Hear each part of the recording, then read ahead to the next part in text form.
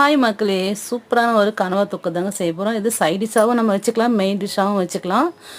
First கடாயில் எண்ணெய் விட்டு எண்ணெய் காஞ்சதும் சோம்பு போட்டுக்கங்க. சோம்பு கருவேப்பிலை போட்டு தாளிப்பு கொடுத்துட்டு வெங்காயத்தை போட்டு வெங்காயத்துக்கு கொஞ்சம் உப்பு கொஞ்சம் மஞ்சள்தூள் போட்டு வெங்காயத்தை நல்லா வதக்கிக்கலாம்.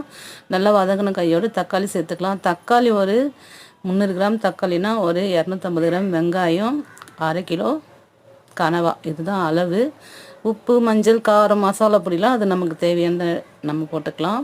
வெங்காயம் தக்காளி நல்லா வதங்கினதும் நம்ம க்ளீன் பண்ணி வச்ச கனவா சேர்த்துக்கலாம். கனவா தான் சேர்க்கணும், மசாலா ஃபஸ்ட்டு சேர்த்துடக்கூடாது. கனவா சேர்த்துட்டு அந்த கனவா நம்ம சுருங்க தண்ணி விட்டுக்கிட்டே இருக்கும். கனவாவை நல்லா தக்காளி வெங்காயத்தோடு வேக வச்சுட்டு அது தண்ணியும் ஊற்றலாம். ஆனால் எவ்வளோ தண்ணி வந்திருக்கு பார்த்தீங்களா, அந்த அளவுக்கு இது நிறையா தண்ணி விடும் அந்த கனவா.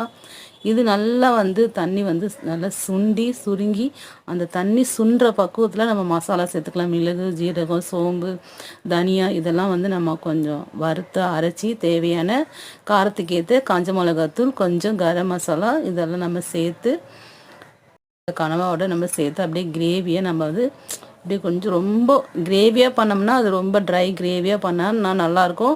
சைட் டிஷ்ஷாக வச்சுக்கலாம். கொஞ்சம் தொக்காக வேணும்னாக்கா நம்ம மெயின் டிஷ்ஷாக சாப்பாட்டில் வச்சு சாப்பிட்லாம். அந்த அளவுக்கு நமக்கு எப்படி தேவையோ அந்த அளவுக்கு நம்ம செஞ்சுக்கலாம். ரொம்ப இது சூப்பராக இருக்கும் இந்த கனவா தொக்கு. இந்த கனவா தொக்கு ரொம்ப செய்முறை ரொம்ப ஈஸி, மசாலாவும் ஈஸி தான்.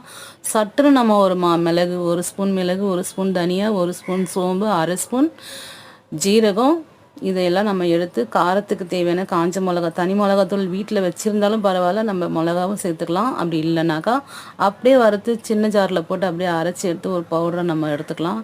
டக்குன்னு செய்யக்கூடிய ஒரு கனவா தொக்கு தாங்க இது.